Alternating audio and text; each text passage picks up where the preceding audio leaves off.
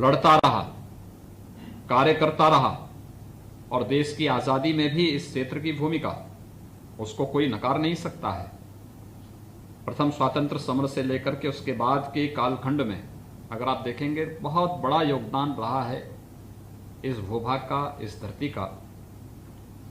तो स्वाभाविक रूप से वैदिक काल से लेकर के और आज के कालखंड तक भारतीय परंपरा, भारतीय संस्कृति और भारतीय सभ्यता की सबसे महत्वपूर्ण धरती उत्तर प्रदेश रही है और भारतीय सिनेमा का बहुत बड़ा योगदान इस दिशा में है।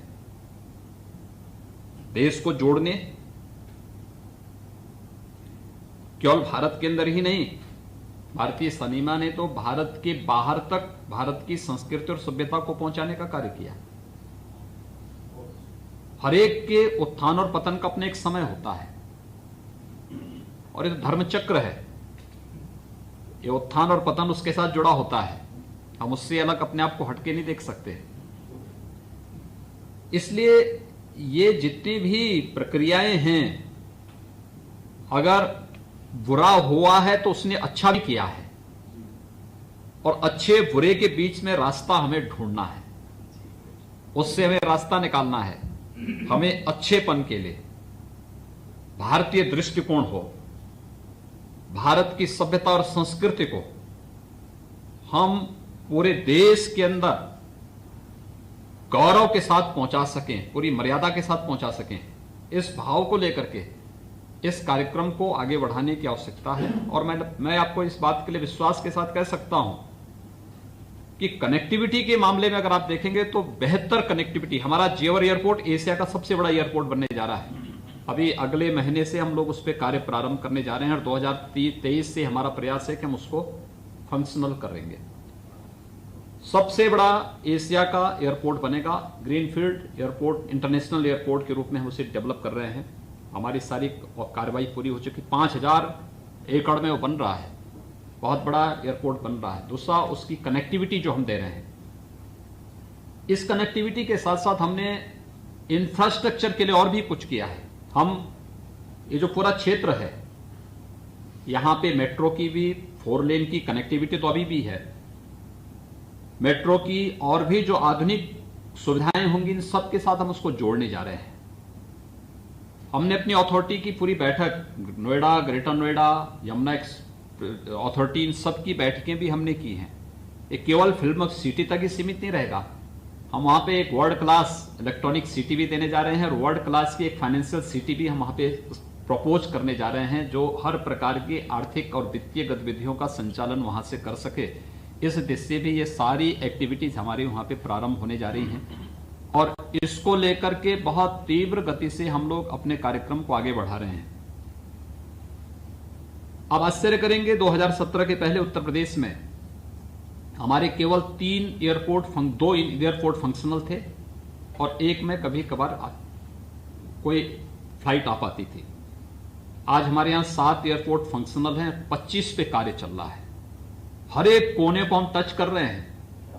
आजमगढ़ को भी हम वायु सेवा के साथ जोड़ रहे हैं। चित्रकूट में हमारा एयरपोर्ट बन रहा है, अयोध्या में हमारा एक बड़ा एयरपोर्ट बन रहा है। इसके साथ ही कुशीनगर में इंटरनेशनल एयरपोर्ट हमारा अगले 1.5-2 महीने में हम उसको फंक्शनल कर देंगे। बुद्ध हम दे रहे हैं दुनिया को, महावीर हम दे रहे हैं दुनिया को, कबीर हम दे रहे हैं दुनिया को। कौन सी ऐसा कालखंड रहा है जब हमने नहीं दिया हो? और गंगा जैसी पवित्र नदी और यमुना जैसी पवित्र नदी भी दुनिया को उत्तर प्रदेश दे रहा है, उत्तर प्रदेश की देन है। कुंभ के आयोजन को आप देखेंगे, यूनेस्को ने अमूर्त मानवता की मूर्त सांस्कृतिक धरोहर के रूप में उसको मान्यता दी। देखिए ना, लोगों की भावनाएं किस प्रकार से परवान चढ़ती हैं। सरकारें उसको एक औपचारिकता बना देती थी। 2013 में महाकुंभ का आयोजन था, पूर्ण कुंभ था।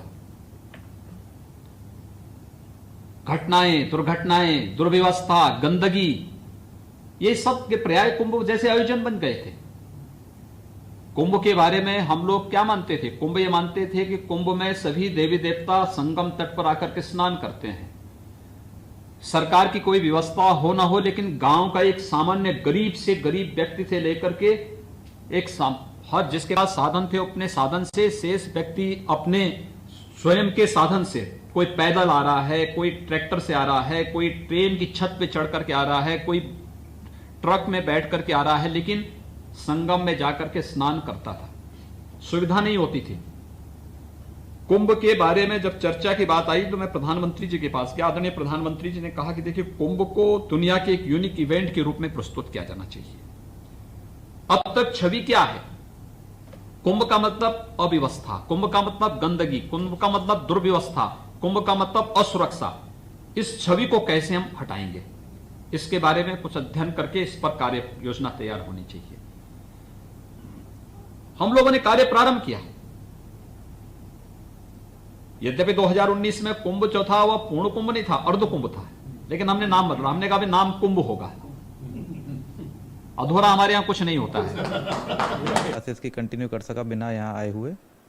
ऑनलाइन क्लासेस में मैंने देखा कि जो एक गैप आ गया था, बच्चे स्कूल नहीं जा रहे थे, उसको काफ़ी हद तक पूरा किया। और